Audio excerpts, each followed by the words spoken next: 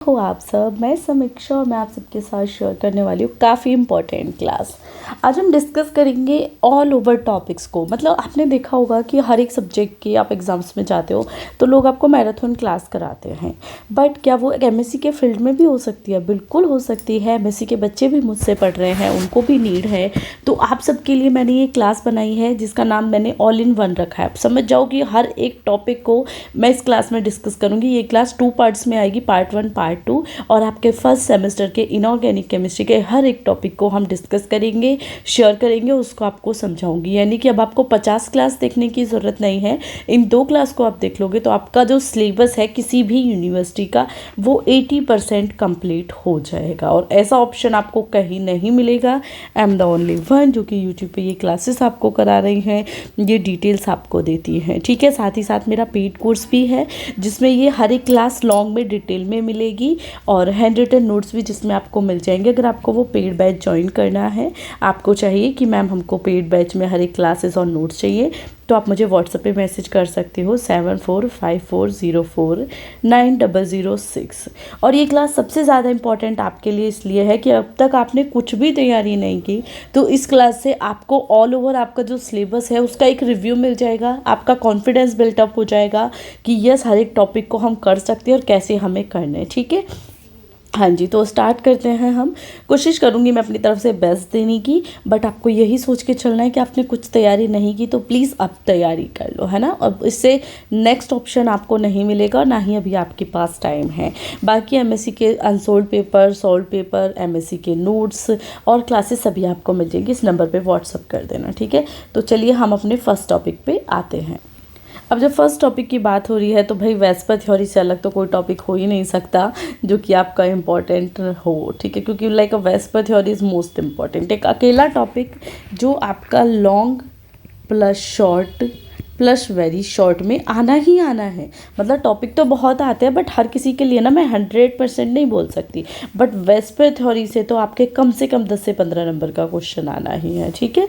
तो चलो VSEPR theory start करते हैं। सबसे पहले हम डेफिनेशन करेंगे, ओके।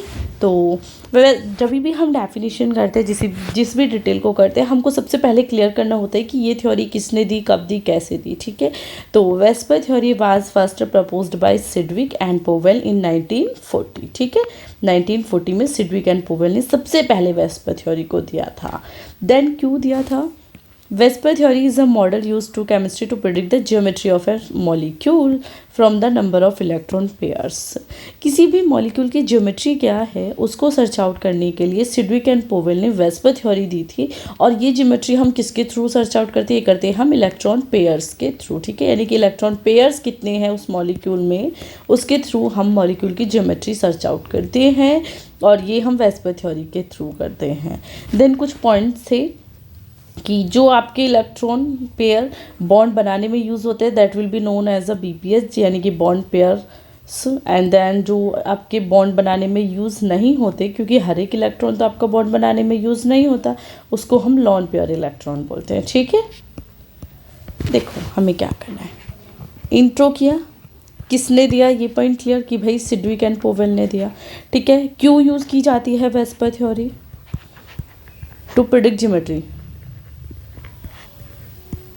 सॉरी ज्योमेट्री, ठीक है। देन बॉन्ड पेयर इलेक्ट्रॉन जो कि बॉन्ड फॉर्मेशन में यूज़ हो, है ना। ये थोड़ा शॉर्ट में बता रही हूँ मैं, क्योंकि मैराथन में बहुत लॉन्ग में तो नहीं बता पाऊँगी। तो लॉन्ग के लिए तो आपको मेरा पेड कोर्स ज्वाइन करना है, ठीक है। बहुत सस्ता है, सिर्फ 500 रुपये में आपको एक सब्जेक्ट की सभी classes important plus handwritten notes मिलेंगे, और आपकी यूनिवर्सिटी का पेपर भी सॉल्व मैं आपको कराऊँगी। बट इनकेस आपको पेड कोर्स नहीं लेना तो उसके लिए सिर्फ आपको 5 से 10 क्लास चाहिए, तो वो सिर्फ अभी मैंने 200 में ऑफ़र चला रखा है। 200 में आपको 10 क्लासेस मिल जाएंगे किसी भी एक सब्जेक्ट की, ठीक है। हाँ जी, तो ये चीज़ अलग हुई। बट अगर मैं फ़्री की ही बात करूँ तो यूट्यूब पे भी आपको फ्री में क्लासेस मिल जाएंगी, ऐसा नहीं है कि सिर्फ पेड ही है। आप सर्च करो, जैसे आप लिखो VSEPR theory by beauty with brain, by beauty with brain, ठीक है। तो vesper theory by beauty with brain, तो ऐसे भी सर्च करोगे तो आपको टॉपिक्स मिल जाते हैं। ठीक है, तो देखो बीपीएस बॉन्ड बनाने में जो इलेक्ट्रॉन यूज होते हैं, then LPS lone pair of electron जो कि बॉन्ड फॉर्मेशन में यूज नहीं होते, नॉट यूज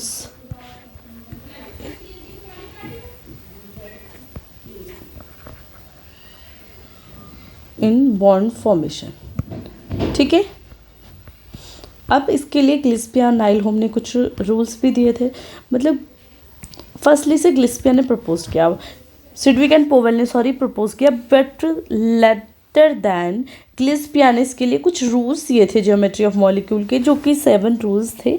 वो देखिए, फर्स्ट रूल आपका सेम था जो बॉन्ड पेयर से डिपेंड करता था, when the central atom of a molecule is surrounded only by bond pair of electron but not by lone pair of electron, तो उसकी जो ज्योमेट्री है that will be a regular.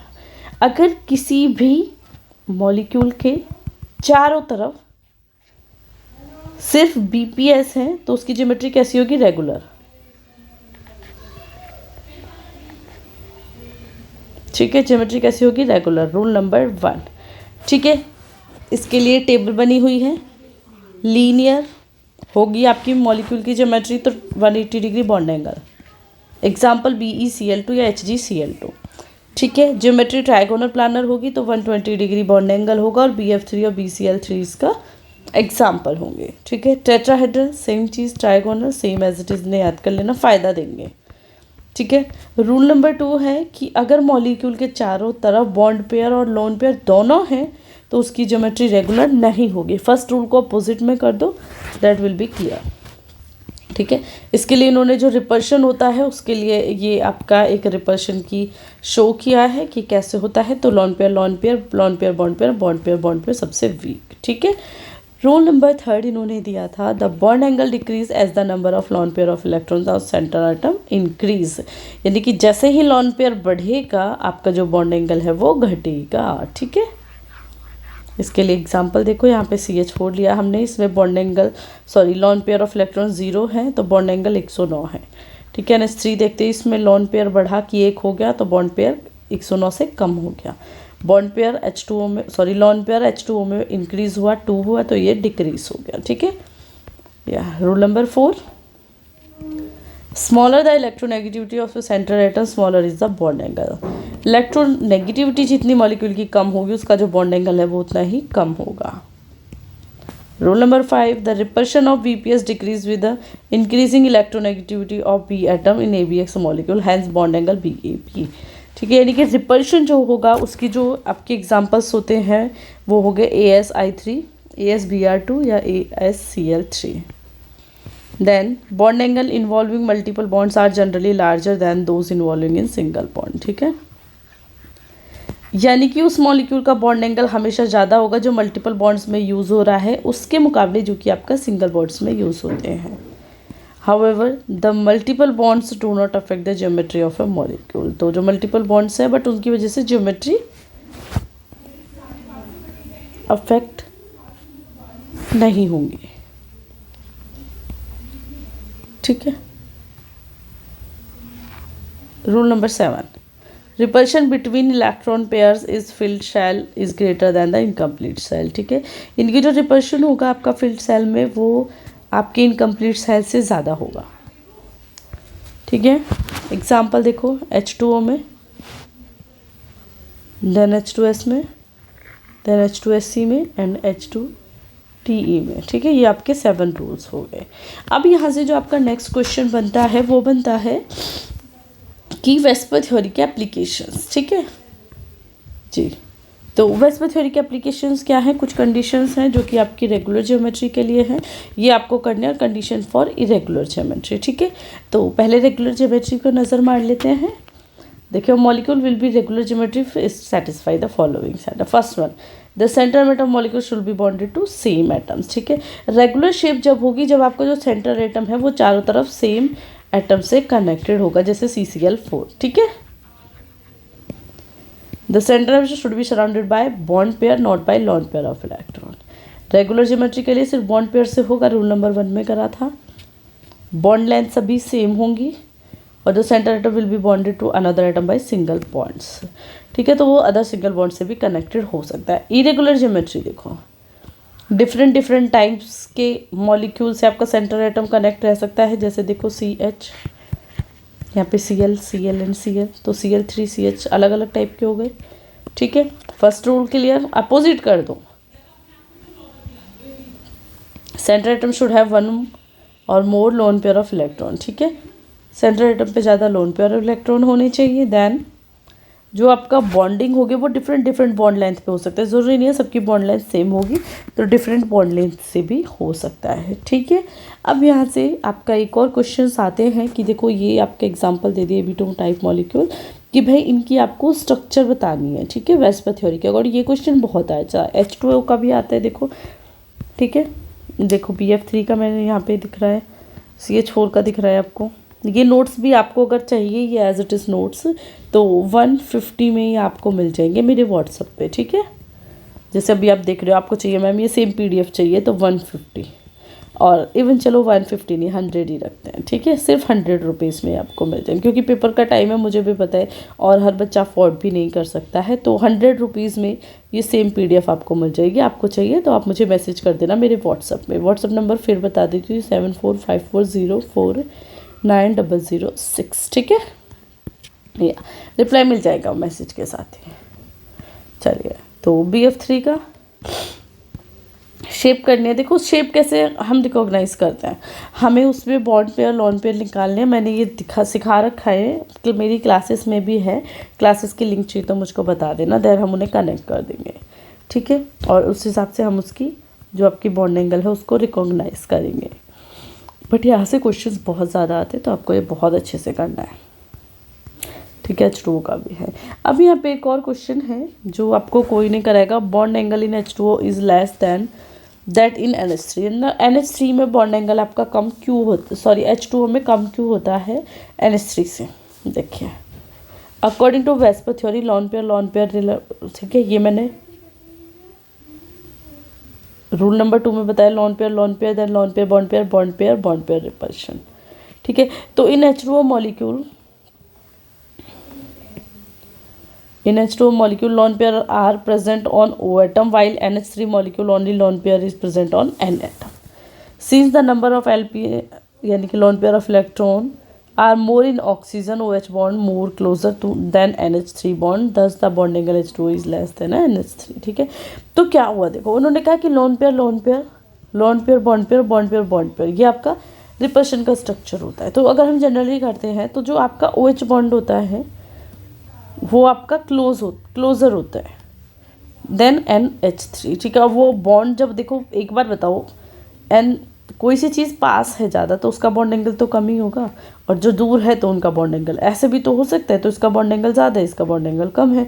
तो same जो H bond है वो एक दूसरे के काफ़ी ज़्यादा क्लोजर होते हैं H2O, इसलिए उसका बॉन्ड एंगल कम होता है। तो जहाँ पे भी ये पॉइंट आता है कि बॉन्ड एंगल कम है, आपका आंसर क्या जाना चाहिए कि उसमें जो बॉन्डिंग है, मतलब मान लो आपके सामने H2O की जगह यहाँ पे H2 कुछ भी था, या मैं SF6 बोलती हूँ, मतलब मान लो आपके सामने आया SF6 में बॉन्ड एंगल लेस है देन कोई भी XYZ, ठीक है, XYZ मान लो यहाँ पे।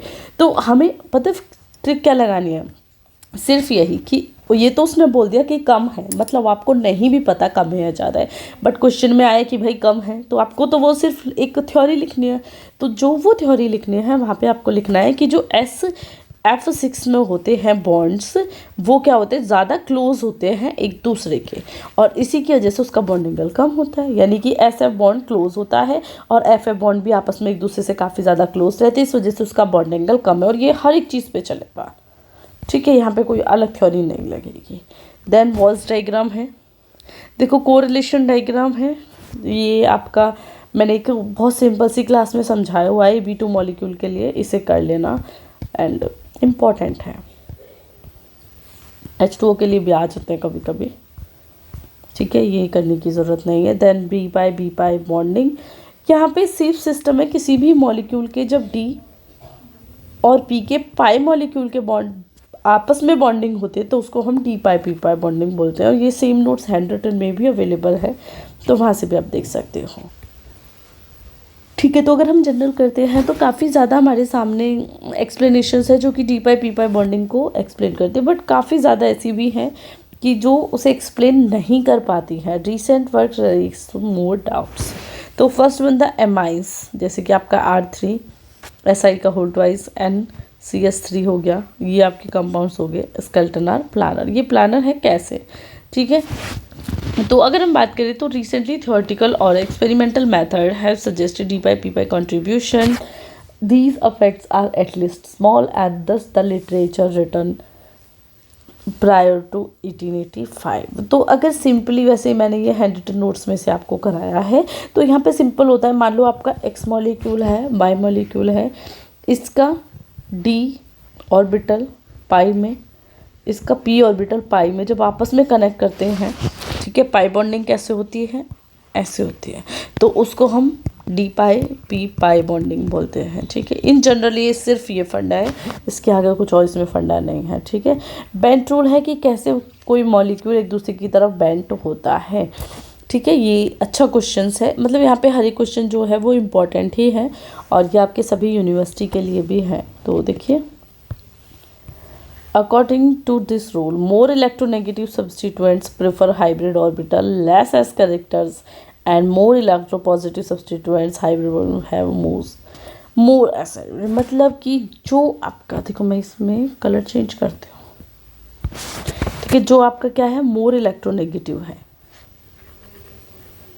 ठीक है, उसमें क्या है लेस एस कैरेक्टर्स होंगे, यानी कि एस ऑर्बिटल्स के कैरेक्टर्स लेस होंगे। जो आपका लेस इलेक्ट्रोनेगेटिव होगा उसमें क्या होंगे, एस कैरेक्टर्स ज़्यादा होंगे, ठीक है। यहाँ पे हिंदी में लिख देती हूँ, ज़्यादा होंगे, ठीक है। ये आपका बेंट रूल कहता है, मेन थ्योरी यही है। अब यहाँ से आप, अगर आप एग्जांपल देखोगे तो CH2F2 में तो CF जो बॉन्ड है वो आपका 109 डिग्री होता है, जिसमें कि जो आपके कैरेक्टर्स हैं वो 25% एस कैरेक्टर्स हैं। बट HCH बॉन्ड में अगर हम देखेंगे लार्जर होता है, तो जो CH बॉन्ड के एस कैरेक्टर्स है वो ज़्यादा होंगे, ठीक है। फिर से समझो, HCH, सॉरी मैंने हाईलाइटर समझा, या जो SCF अगर हम देखते हैं तो इसमें बॉन्ड एंगल आपका, bond angle is less than, sorry 109 degree. तो अगर उसमें बॉन्ड एंगल इससे कम है तो उसमें एस कैरेक्टर्स कितने होंगे, 25%। बट HCH में जो बॉन्ड एंगल है अगर वो 109 से ज़्यादा है तो जो CH बॉन्ड है उसमें आपके एस कैरेक्टर्स ज़्यादा होंगे, ठीक है। एग्जाम्पल इसका फ्लोरोमेथिन पाया ही जाता है, ठीक है जी। ये आपको थ्योरी में और अलग क्लासेस में मिल जाएगा, पेड क्लासेस में भी ये समझा रखे हैं, वहाँ पे देख लेना, ठीक है। चलिए, ये ऑब्जेक्टिव्स हैं, यहाँ से तो आपको कुछ करने की ज़रूरत नहीं है।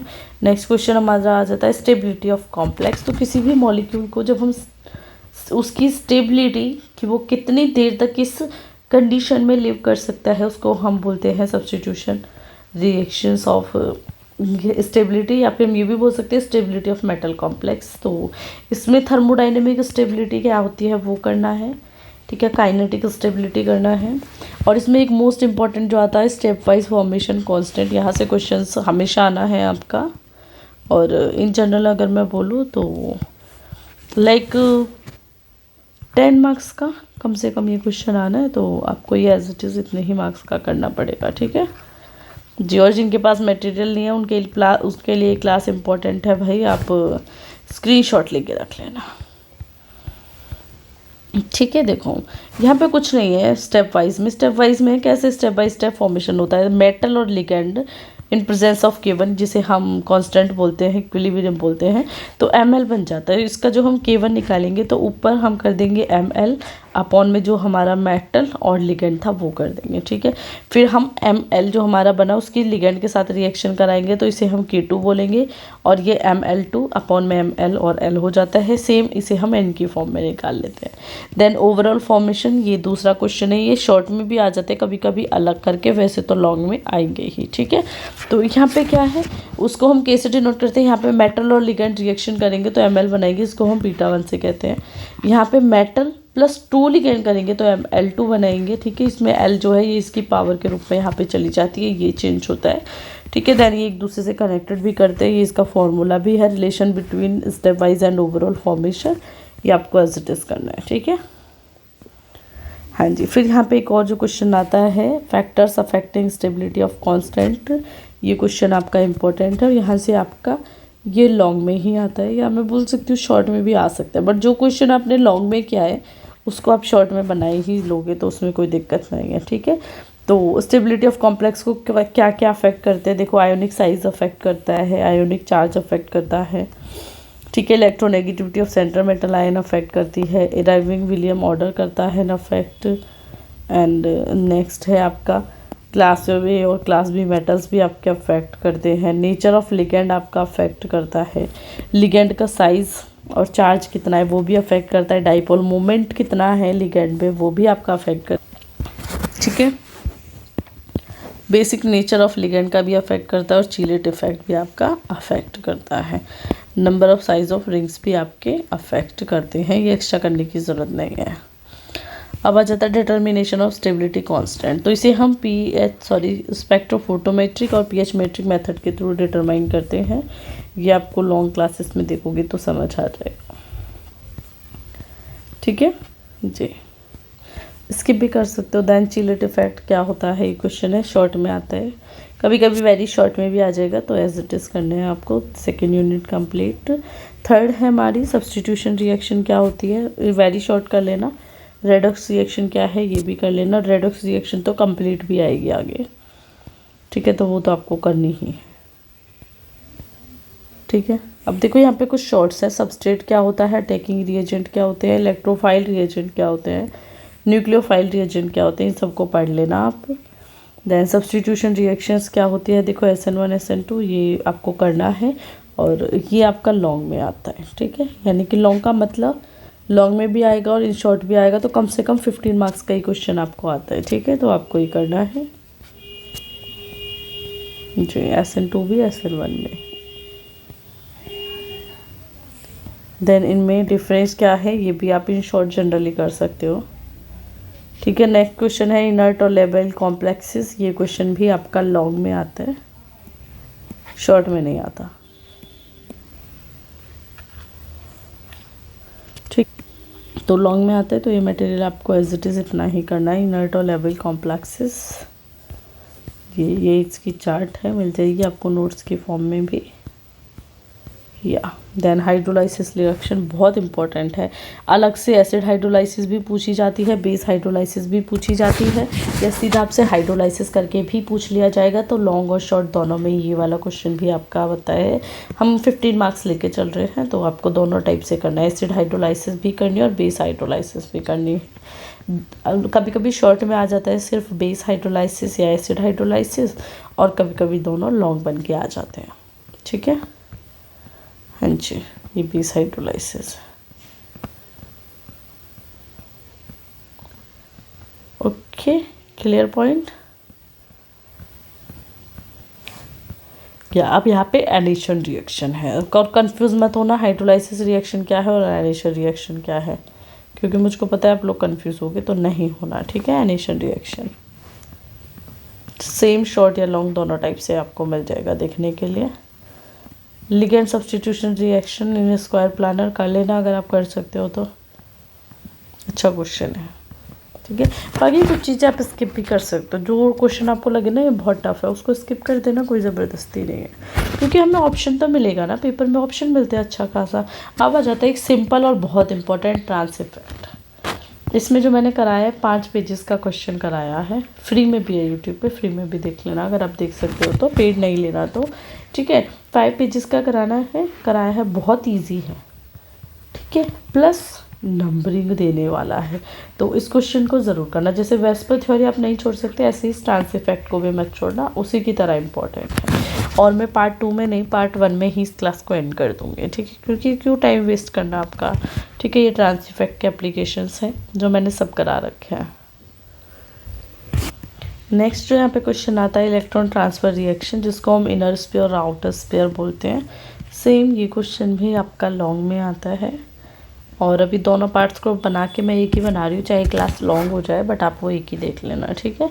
तो यहाँ पे इलेक्ट्रॉन ट्रांसफ़र रिएक्शन करनी है, कैसे इलेक्ट्रॉन ट्रांसफ़र होता है इनर स्फीयर और आउटर स्फीयर में, उसके लिए आपको थ्योरी भी थोड़ी सी करनी है, वो भी करनी है। नेक्स्ट पॉइंट यहाँ पे आता है आउटर स्फीयर मैकेनिज्म वाली इलेक्ट्रॉन ट्रांसफ़र रिएक्शन, इसमें हम डायरेक्ट मेथड देखते हैं,